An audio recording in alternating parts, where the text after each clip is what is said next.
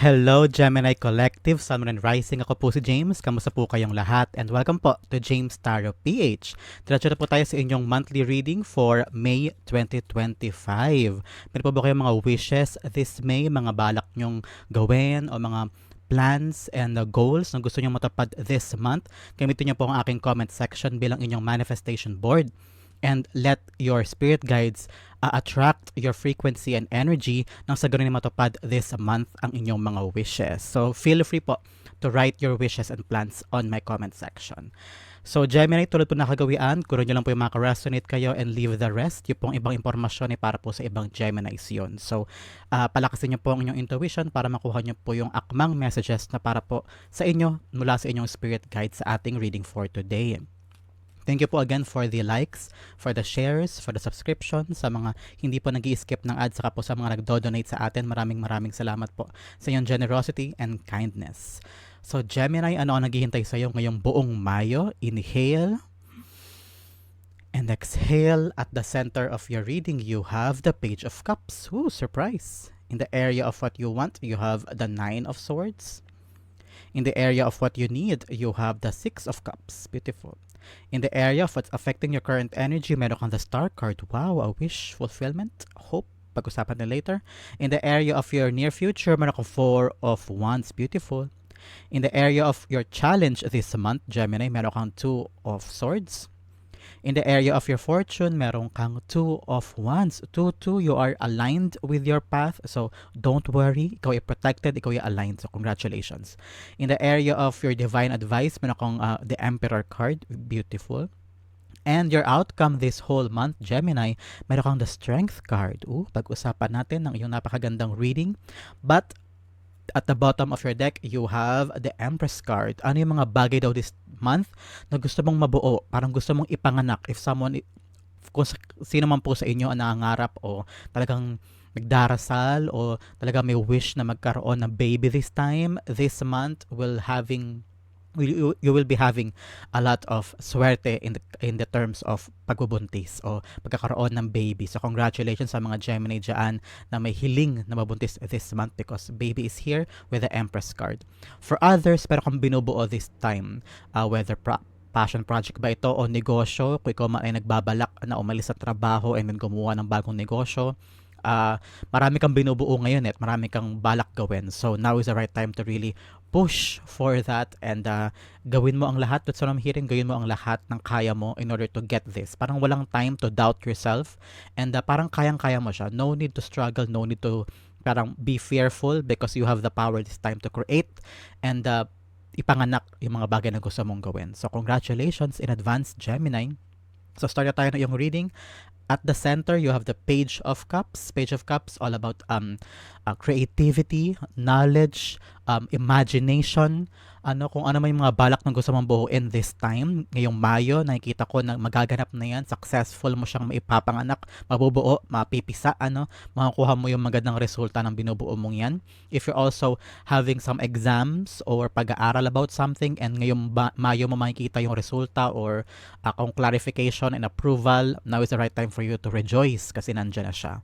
But this time around, kung meron ka mang binubuo for other Gemini, kailangan daw ng malawak na pag-iisip, imagination, creativity, thinking outside the box, or parang generating something of an idea na hindi mo pa nagagawa before. Parang gulatin mo sila, yun na narinig ko, gulatin mo sila sa idea na ilalabas mo o ma-generate mo so that makuha mo, matumbok mo na parang sa'yo talaga yung bagay na ito.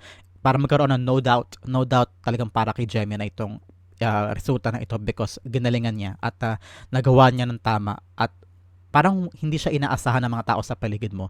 That's why merong unexpected gift for you this month with the Page of Cups. Dahil unexpected to, this is something that you didn't parang hindi mo inasahan, hindi mo rin nakita before, hindi mo na visualize na ito ang darating. This is something of a good news naman, so don't worry. Something na parang reward for your hard work, especially with the Empress here, and you'll be very, very happy. So congratulations, Gemini. The Page of Cups being clarified by the Justice. Balance will be restored. Something na pinagkait sa'yo before, and then parang feeling mo unfair, and then parang feeling mo parang dapat sa akin yun dati, pero bakit ngayon hindi ko siya, parang may umuulit-ulit sa isip mo before a certain endeavor dati na parang dapat sa akin yun eh, ako dapat yun eh. And then now you are given the chance to reclaim what is yours.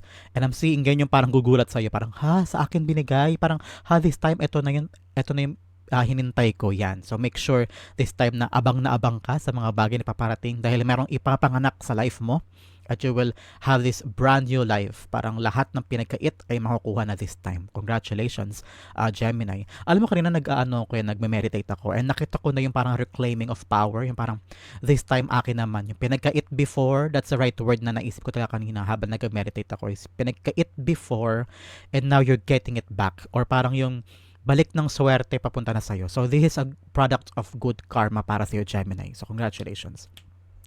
In the area of what you want, you have the 9 of Swords. Ang dami mo nang iniisip. Sobrang stress, sobrang worry. Maybe because of this pinubuo o pinaplano o pilit mong sinisikap na matapos na o maipanganak na kung ano man ito.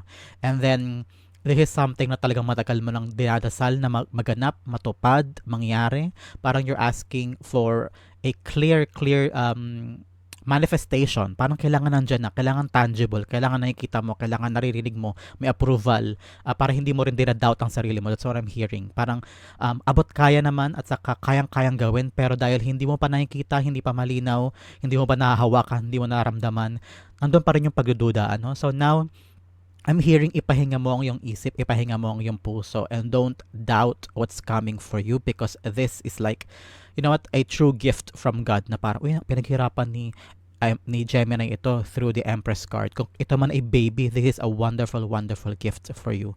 For others, if this is like a decade-long or month-long or year-long project o endeavor na talagang matagal mong pinag-isipan, pinaghirapan, at halos magkanda utang ka na rin o kaya ang kanda problema ka na rin down the road, now is the right time to really pababain na ang stress at problema dahil paparating na yung tulong at paparating na yung resulta for you. The 9 of Swords being clarified with the Lover's card. Yes, tungkol sa mga bagay na pinili mo, tungkol sa mga bagay na you want in your life because Lovers is also about choices. Parang ito na lang yung kulang. That's what I'm hearing. Parang you're praying, God, kapag binigay mo sa akin itong mga dalangin ko na ito, sobrang stress ka na, hindi mo na alam kung paano siya makukuha o paano mo siya matutupad. Parang ito na lang po yung kulang for me. At this time, this is what I want, this is what I prayed for, this is something that will complete my life. Yun yung parang dasal mo. And now you are ready to have this. I'm hearing you're so ready to get this. So, abang-abang ka, Gemini. In the area of what you need, you have the 6 of Cups. I'm seeing here you need to parang reflect, see kung hanggang saan ka na nakarating now mula noon, especially pag lumabas na itong blessing na to, itong mabubuo mo na ito. Parang sinasabihan ka ng spirit guides mo na mag-reflect ka, tumanaw ka sa mga pinanggalingan mo noong nakaraan, kung paano mo pinaghirapan itong bagay na ito bago mo makamit itong malaking blessings na ito. Because reflection and parang tumatanaw sa nakaraan will give you like so much gratitude and love for what you have done in the past. Parang sulit lahat, parang worth it lahat. Ang sarap ikwento ng pinagdaanan ko because nakamit ko siya finally. So, there are things in your life right now na parang regala mo sa sarili mo yung journey. So, make sure that you also look back and see kung gaano nakalayo yung narating mo at kung gaano nakalayo yung mga sinakripisyo mo, binigay mo, pinagpaguran mo just to get this beautiful blessing. And I'm seeing parang may regalo ka to your inner child, to your past self. Parang your future self is like congratulating your present self, and then your present self is gifting your inner child, telling yourself na parang okay na, kaya na natin to, nagawa na natin, nakamit natin. So, this time around, parang i-heal mo rin daw yung sarili mo by looking back. I know marami ka pinaghirapan, marami ka pinagdaanan. And in order for you to really appreciate everything, look back and have that reflection, okay? The 6 of Cups is being clarified by the Star card. Dalawang beses lumabas. Yes, yung hope sa puso mo dapat daw hindi mawala. And also the appreciation of every little blessings, accomplishments, victory, paunti-unti, gano'n man kalaki yan o gano'n man kaliit, sinasabi sa iyo ng spirit guides mo na continue praying, continue trusting God, and continue having that malakas na pananalig sa Diyos, and hope that all of the things ay galing din sa Kanya at parang binabalik mo rin sa Kanya. So the time for reflection is also a time for celebrating that spiritual power na matagal mong pinanghawakan in order for you to get this huge blessing. Congratulations, Gemini. Very spiritual itong part ito sa'yo. Kailangan daw itong palakasin mo. Especially din yung parang pagpapalakas ng iyong kaluluwa, yung parang lakas ng loob, tibay ng loob mo. Okay? In the area of what's affecting your current energy, you have the Star card. Itong pangarap mo na ito, itong pag-asa na hindi nawala sa puso mo, ang nakaapekto dito sa mga bagay na kailangan mo this time is creativity, imagination, thinking out of the box, doing something that has never been done in order for you to, para masil mo na, para matumbok mo na parang aking-akin to, walang makakaagaw, sigurado kung ano man tong mabubuo this time, it will be in my favor, ganyan. So sinasabi dito na parang dahil hindi ka bumitaw doon sa dream na yan, hindi ka nawala ng pag-asa, and you continue pouring water from this magic well patungo sa realidad ng buhay mo, I'm seeing na parang this is a reward for you. This is like parang bunga ng pinagpawisan, bunga ng pinagpaguran, and hindi ka huminto Parang nakita ko consistent ka in acquiring this.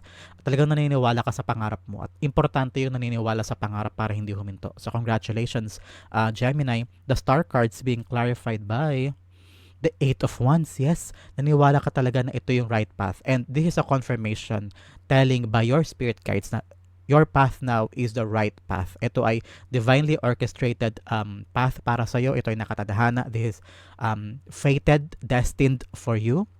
I'm saying good news with the Eight of Wands is all about good news coming to you this time. May darating sa iyo magagandang balita tungkol sa mga pangarap mo at goal na gusto mong maabot. So congratulations. Kaya tumalon tayo here in your near future. You have the Four of Wands celebration. Reaching that milestone, reaching that finish line. I'm seeing you getting what you want, getting what you deserve, getting kung ano yung pinaghirapan mo with the Empress card here, kung ano yung papanganak niyang bunga, magagamit mo to in the near future, tuloy-tuloy, walang tigil. I'm seeing you as an accomplished Gemini, seeing you as a successful Gemini. I'm seeing talaga na parang level up sa buhay, and people around you will celebrate your success, and parang na-prove mo din sa mga tao sa paligid mo na kinaya mo at nagawa mo at natupad mo yung mga pangarap mo. And this is like also a testament to your trust sa sarili mo, trust mo kay God, at trust mo sa path. Makapatunayan mo sa ibang tao na, see, marami nagduda sa'yo siguro in the past, maraming tumaas ang kilay, pero tingnan mo naman, nakuha mo yung gusto mo, diba? The Four of Wands being clarified by the King of Swords. Yes, standing tall, everything is clear in your mind moving forward. Kung halimbawa balak mo maging doktor in the near future o kaya abogado, ganyan. So this is all about you acquiring another level. Once you have reached this finish line, tong Four of Wands, may bago ka namang i-conquer. And in-explain sa'yo ng yung spirit guides na, kapag nakuha mo na tong star na to, tong dalawang dream mo na to, itong pinaka-ultimate dream mo, at na-reach mo yung finish line, nire-require ka niya to be consistent, okay? May mga bagay kasi na parang, pag nakuha na natin yung minanifest natin, ano na next? Ano nang gagawin mo? Ano nang plano mo? So now you are given the chance and the freedom by your spirit guides to think and plan more for your future para mapanghawakan mo yung blessings and yung milestone, threshold, finish line na maaabot mo. Okay? Dream bigger than before and use this blessing, itong bunga ni Empress card, para madala mo pa siya paakyat sa buhay mo and to develop more in the near future. Okay? In the area of your challenge this month, Gemini, you have the Two of Swords. You're on the crossroads right now. Siguro ngayon pa lang, bago pumasok ang Mayo, nararamdaman mo na ito. May mga bagay parang hirap-hirap piliin o hirap-hirap pagdesisyonan, whether about job or family o sa love life mo, o minsan sa about future mo. Everything about here na in-anticipate mong maganap sa buhay mo, mabuo, makuha, o talaga maipanganak this time. And you're thinking, am I doing this the right way? Ito ba ang tamang direksyon? Ito ba ang tamang sagot? Am I deserving enough of this? Kaya ko na ba? So parang you're guarding yourself from the potential risk and the potential failure. Nandun yung takot, nakikita ko, nandun yung parang alinlangan sa kakayanan mo, alinlangan sa plano, alinlangan sa kahihinatnan, ano. Pero if you're truly believe sa promise ng pangarap na ito, sa promise ng gusto mong makuha, I can really attest to you na parang wag mo nang pahirapan ang sarili mo sa pagde-decide. You have decided early on in your life to acquire this, eh. Napagplanuhan mo na dati pa na gusto ko ito ang mabuo, gusto ko po ito ang makuha ko. So why stop now? So ito ang tamang panahon para mas maging active ka. Pakinggan mo daw ang iyong puso, huwag ang nakikita mo, huwag ang iyong mata, huwag ang iyong lohika. Pakinggan mo ang tawag ng damdamin mo ng iyong intuition so you can decide on things, okay? The Two of Swords being clarified by the Five of Cups. May mga bagay kang kailangang iwan daw, Gemini. I'm seeing merong mga parte sa past mo, especially dito din sa area of what you need. We have the Six of Cups, all about nostalgia. May mga parte sa nakaraan na kailangan mo lang tanawin, hindi para balikan, kundi para maging lesson at para maging reminder for you kung hanggang saan ka na nakarating sa pursuit mo ng dreams mo right now. But to go back and pabalik-balik mo sinisisi ang sarili mo o kaya pabalik-balik mong pinupuntahan yung mga regrets, mga disappointments, yung pain, or if someone from your past is completely coming back paulit-ulit at ito yung mga taong hindi na kailangan sa life mo now o mga opinion, pag-iisip o kaya mga sitwasyon na talagang hindi mo na kailangan sa buhay mo moving forward, your spirit guides are telling you have to cut them off sa buhay mo. Move on ka na sa panibago. I'm seeing you kaya hindi ka makapag-decide because you're afraid of leaving someone or a situation or a place. Kaya hirap na hirap ka mag-decide. Ikaw ba'y balak mo mag-abroad with the Empress? Ito yung wini-wish mo mga anak, yung parang job order abroad and nandito na siya halimbawa. And you're thinking of paano ko sila iiwan, paano ko aalis, hindi ko kayang umalis, hindi ko makaalis. So, ang dami dito parang hindi ka makalet go of something. So, now is the right time for you to really decide and think, kailangan ko tong gawin now.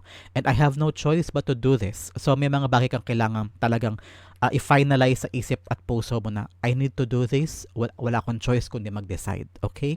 In the area of your fortune, you have the Two of Wands. Fortune this time, makalarga ka na. For someone who is planning to go abroad or travel, kung kayo magbabakasyon ngayong Mayo o lilipat ng ibang lugar for work o kaya for vacation lang, I'm seeing you having a successful plan. Kasi Two of Wands, may pinaplano siya. Malinaw sa isip niya yung mga plano niya and everything na pinaplano mo this time ay matutupad, especially na sa area siya ng fortune. So, be excited kung ikaw yung magka-travel. But for some, nakikita ko, you are now ready to take a risk or get out of your comfort zone. Especially si Two of Wands, nakatayo siya sa bakod niya and tinatanaw niya yung paligid, gusto niya mag-try doon sa malayo na hindi pa niya napupuntahan. Kasi nakikita niya yung possibility of a lot of potential para sa buhay niya. So now is the right time for you to step out of your comfort zone and try new things. And I'm seeing good news or good things coming out of this. So, in order for you to have growth in your life, try to step out and see the world more than kung ano yung bagay lang na nakasanayan mo, okay? The Two of Wands being clarified by the Seven of Wands. Now is the right time talaga to get out of this bubble. Tama na yung parang pag-defend mo sa mga bagay na alam mo na eh. Nakuha mo na yan, napatunayan mo na yan. Now is the right time to conquer another world, to conquer another phase of your life. Like I said here, kailangan mo na mag-level up, new job, new level sa buhay mo. Kung narating mo na tong threshold na to, tong pangarap mo, especially here with the Empress, and kailangan mong panindigan, and parang kailangan this time, ano yung plano next? Ano yung next mong gagawin sa pagkuha mo ng blessing na to? Ito yun. Stepping out of your comfort zone, stepping out of your bubble, and try lahat na na-acquire mo sa buhay mo, lahat na napatunayan mo, gamitin mo yan in order for you to get another level sa buhay mo, okay? At kaya mo naman yan. You have the skills, you have the talent, and you can defend this very, very easily para sa buhay mo, especially na sa area siya ng fortune. In the area of your divine advice, sabi sa iyo ng spirit guides mo na this time around, maging matapang ka daw, be wise, maging wise ka, and always be ready. May mga darating sa life natin na either problem or blessing, and then ikaw parang urong-sulong ka, at tatanggapin ko ba to? Paano ko to hahawakan? Paano ko to haharapin? Now is the right time for you to be the emperor, to be the leader of your life. Be wise, plan ahead, know kung anong dapat na hakbang. Ngayon parang kailangan maging active ka sa life mo. Gamitin mo lahat ng natutunan mo in the past para ma-apply mo siya sa mga current mong endeavor or problems or para maging solution siya. So this time, tinatawag ka ng spirit guides mo also to be strong, to be brave, and fight for what you want. Okay, Gemini? The Emperor cards being clarified by the Knight of Swords. Yes, so good. So good. Laban, wag matakot. I'm seeing you na parang wag kang daw panghinaan ng loob in the things of the pursuit na mga gusto mo makuha. Especially here with the Empress. This is something big na parang gusto mo makuha this time. This is like something na hindi mo pa napanghawakan sa buong buhay mo and you want this to have right now. And ang dami mo nang ginawa in the past para lang ma-acquire to. So, hihinto ka pa ba? Hindi ka pwedeng huminto kasi nandyan na siya at kailangan mo ipakita sa lahat. Ganon din sa sarili mo na I deserve this and kaya ko tong palakihin, payabungin, pakinabangan. And now is the right time to be brave, smart, decisive, and fight. Go, so good, laban. Yan ang paalala sa iyo ng spirit guides mo. In the area of your outcome na napakaganda, pag-usapan natin later. But first, let's have additional messages from the Divine. Ito ang angel number na kailangan mo i-embody this month. Gemini, you have 1212 or 1212. Kaya importante po sa inyo numbers na yan. There is a confirmation that this message is for you. Basahin natin. Stay focused on your best possible future. Like I've said, focus, di ba? Nasaan tayo? And remain optimistic throughout the entire journey. Your angels are right behind you as you turn your dreams into reality. I am focused. So, diba, sabi ko sa inyo dito, sugod laban, wag hihinto, ilaban mo yung mga bagay na gusto mo. Especially here with the dreams and the hopes na matutupad yung mga bagay na yan. And nasa sa'yo ang lahat. Kaya now is not the right time for you to stop. Have that focus sa mga bagay na gustong mabuo. Okay? Ito ang area na kailangan pag-focusan din this whole month, Gemini. You have grief. I understand that losing something is an opportunity to appreciate it. So, may mga bagay daw na parang you have to let go and ma-appreciate mo na lang siya. Naging parte siya ng buhay mo, yes. Pero may mga parte din sa buhay natin na parang hindi na natin siya madadala moving forward. Especially here with the Five of Cups. Ito ang kanyang confirmation. Natapusin mo na yung mga bagay na regrets, grief, mga disappointments, heartaches, and continue deciding moving forward, okay? In the area of your outcome this whole month, Gemini, meron kang strength card, tibay na loob, pagmamahal sa sarili, paulit-ulit ka mang madapa o paulit-ulit ka mang mag-try, always have that resilience within you. Always be kind to yourself every time na nadadapa ka o every time na hindi nasusunod based on your plans yung outcome. I'm seeing also here self-love with the Empress card, self-love with the Strength card. Always be kind and gentle to yourself. Marami tayong plano sa buhay, especially here with leveling up pagkatapos mo makuha yung milestone or yung finish line o yung approval dito.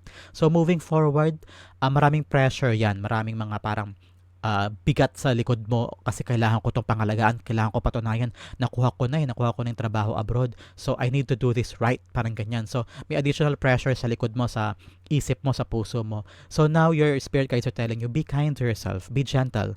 Okay lang yan. There's a lot of room to make mistakes.